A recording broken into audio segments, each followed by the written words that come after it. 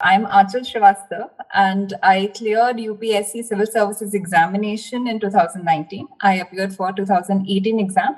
That was my second attempt. In my first attempt in 2017, so I reached at the interview stage, but I could not clear it. And it was only in the second attempt that I managed to clear the Civil Services Examination. So I'll just give you a brief about my background. So I'm an engineer from BITS Pilani in electronics and instrumentation engineering. And after that, after my engineering, I sat for campus placements. So I got a dream job in SanDisk. So because it was a core electronics related company. So that was in fact one of the coveted jobs that everyone was aiming for. So I was working there. I worked there for about 10 months or so. But, while working in SanDisk, I started realizing that even though the kind of work that I was doing there excited me, but there was so much more that I wanted to do in life. And I wanted to help people. I wanted to do something that would create some sort of change, or make some sort of difference. So that is what motivated me to quit my job and start my journey for civil services examination. So one of the motivating factors in this journey was definitely my father. My father is also a civil servant. So that I think what Khan sir said in his talk was that every person's why they want to enter into this journey, why they want to become a civil servant is very personal. And that is what all of you people should, look for. Why you want to become a civil servant, and what will you achieve, and what will you give back. So once that why is clear, I think all of you would be, ready to start off with this journey.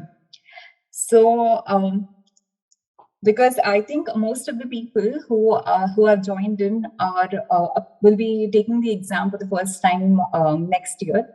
There may be some people who have experience, who have some sort of experience in this journey. But nonetheless, UPSC always seems like a very high mountain to scale. It's like a huge summit, and we are just staring at the bottom, looking up at the summit. So sometimes it just scares us. How are we going to do it? Whether we have it in ourselves to do it or not. But I think one of the very good, motivating lines that a trek instructor had told me was that you should never look at the summit. You should always look down at the next step. Focus on your next step, and ultimately you will reach the summit. So that is how I'll be beginning my talk. And so the entire talk would be in the entire talk I will be covering around 5 to 6 broad topics, in which we'll get to know what the exam is all about. And it is extremely important to know your enemy, because only then you will know how to defeat it. Enemy being here, your civil services exam, not literally the enemy, but something that you have to conquer. So the civil services examination is divided into three stages: prelims, mains, and interview. And as far as my experience goes, at least a year-long dedicated preparation, which is completely focused, is required to start attempting, start appearing for this exam. So at this moment, we have to assess where we are and where we want to go. So in the entire journey, it's actually very useful if you get some sort of guidance, but there is no substitute to self-study, none at all. If you do your self-study well, if you're regularly assessing yourself, you will definitely get there. And guidance definitely helps.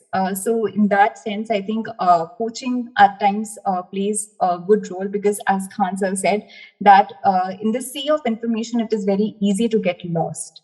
And at times we do need some sort of help to, reduce the amount of information that we are exposed to, the amount of information that we have, so as to understand where we are going, and what we should study next, or etc. But nonetheless, there are other ways also in which you can understand how you have to go about.